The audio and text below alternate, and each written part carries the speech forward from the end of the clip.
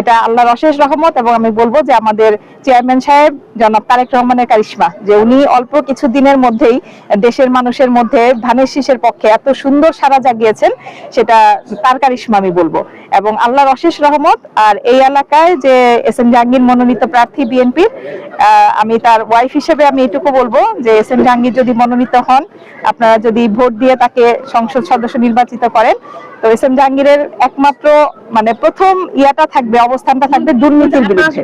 যে দেশে মূল সমস্যা হচ্ছে দুর্নীতি, এবং এস এম জাহাঙ্গীর সব জায়গায় বলছেন যে দুর্নীতির বিরুদ্ধে তার অবস্থান, এবং দুর্নীতিটা যদি আমরা দমন করতে পারি, বিএনপি সরকার ক্ষমতা আসলে যদি দুর্নীতিটা দমন করতে পারে, তাহলেই দেশ এগিয়ে যাবে। এদের জন্য আমাদের চেয়ারম্যান সাহেব জনাব তারেক রহমান কিন্তু কুড়িল বস্তিতে যে বলছেন যে বস্তিবাসী যে অট্টালিকার মানুষের মতো সমান সুযোগ পাবে, এবং তারাও বস্তি থেকে বিল্ডিং এ উঠতে পারবে। তো সেটাই আমি বলবো যে গতকালকেও আপনারা দেখেছেন যে ভাষণ থেকে জনাব তারেক রহমান যে বলছেন বস্তিবাসীদের উন্নয়নের জন্য, তাদের সমস্যাগুলি শুনেছেন, এবং বস্তিবাসীদের মূল সমস্যা কিন্তু পুনর্বাসন।